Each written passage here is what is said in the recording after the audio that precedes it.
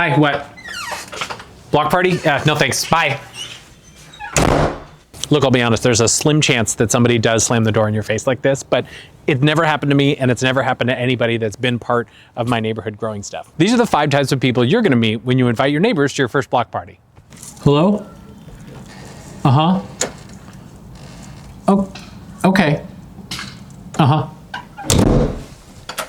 The I'm not home or the cold shoulder neighbor is definitely somebody that you're gonna meet, but you don't need to worry about it because not everybody needs to participate. I suggest reaching out to about 200 houses around in your immediate area. So if just 10 to 20% of those people start coming to your events, that's more than enough. So you don't need to win over everybody, and you don't need to feel bad if somebody doesn't want to participate. That's okay.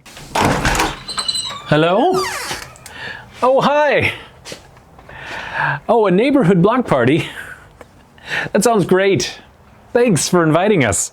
You know, the neighborhood used to be like this. If you ask Melissa, who lives a few doors down, she'll tell you all about how our kids used to play. This neighborhood used to be filled with events like this. This is so great that you're doing this. Can we come? Oh, great. That's so great. Oh, I'm so glad you're doing this. It's so nice to see the neighborhood with more people moving in. I love seeing all the kids around. This is so great. Well, yes, we'll definitely be there. Thank you so much for the invite. I've got all kinds of stuff I'd like to talk to you about. No? You're busy? Okay. All right, thank you so much. Thanks again for coming. We'll definitely be there. All right, bye-bye. You're definitely gonna run into a lot of people like this. People who have been in the neighborhood a long time. They've got a lot of stories about it. They may even remember a time when the neighborhood used to be like what you're trying to turn it into.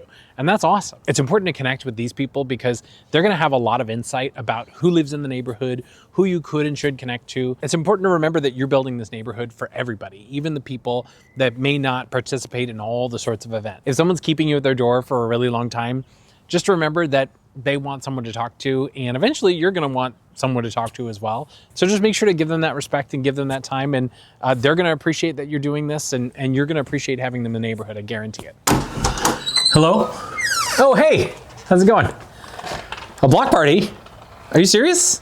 Yes, that's awesome. Oh my God, we've been so wanting to do this and like connect with our neighbors. This is so great that you're doing this. Thank you so much. Yeah, we've got 2 kids, they're basically crazy. We haven't left the house, the winter break, it's been wild, but oh man, this is so great. We normally have to drive them all over the place and make play dates and stuff. Oh, I can't wait to have a community like this. What a cool thing. What can I bring? How can I help? Thank you so much for putting this together. I'm so grateful. This is awesome. Thank you. These people are gonna be your bread and butter. The families with young kids are the ones who are gonna be the most pumped about a neighborhood setting like this. It's really important to capture that energy and give those people a way to get involved in the neighborhood. Our modern world makes it so that you've got to drive your kids everywhere for them to have interaction and companionship. They, just like everyone else, are really looking for a community where their kids can just run around. There's kids in my front yard right now playing that just biked over here, and a few stopped by earlier and just hopped out of their car. Hello! What's up, guys? Hey, just filming videos. Nice. Yeah. You do now?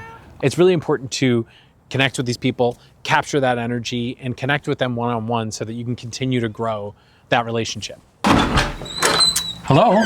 Oh, hey. Hey, great to meet you. Thanks for stopping by. Yeah, I was just catching up on some hobbies and other fun activities because I have all this free time. Oh, a block party? That sounds great. We'd love to be involved. Thank you so much. Is this just like a kids thing or is it for everybody? Oh, everybody? That's great. However we can help, let us know. I can whip up a couple hors d'oeuvres and, you know, make some overnight sourdough bread. I've just got so much time. Okay, great. Thanks so much. Nice meeting you. Neighbors like this who don't have kids or whose kids have grown up and sort of left the nest are a really essential part of your neighborhood. And it's really important to make sure that they have a place in the space too, and to give them opportunities where they can connect. Maybe they could be the ones who are in charge of the cocktail night, or maybe they can be the ones who are in charge of people going to pub quizzes or that sort of thing. In my neighborhood, we have a few families like this.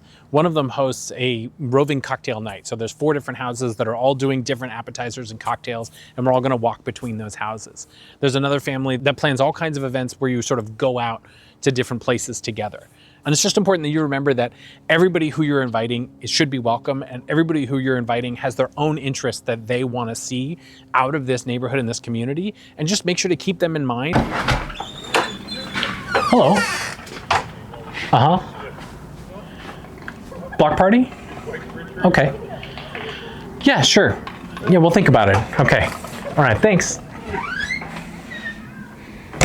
These quiet but curious neighbors are really going to surprise you in the long term. You can understand where they're coming from. It's a little strange to have somebody knock on your door and say, hey, do you want to be my friend? But once people get over that initial shock of what it is you're doing and why you're there and asking, most people really start to warm up to it. And what you'll find is some people who may give you a not super warm or maybe even a little cold reception at first, they tend to open up a little bit more over time. So don't get discouraged when you get reactions like this. Just remember that everybody comes around to making friends and connecting with each other in their own time. And it's your job to just be friendly and vulnerable and putting yourself out there to give other people the opportunity to come to you and to connect with each other. Hello? Yeah. What? You want to be my neighbor? You want me to come to your block party? What kind of loser are you? You don't have any friends? Pathetic. You should go knock on somebody else's door. This is sad. I can't believe you're doing this with your life. I have a rich, full social life. I have a full social calendar. I have all kinds of friends. I don't need you. No thanks.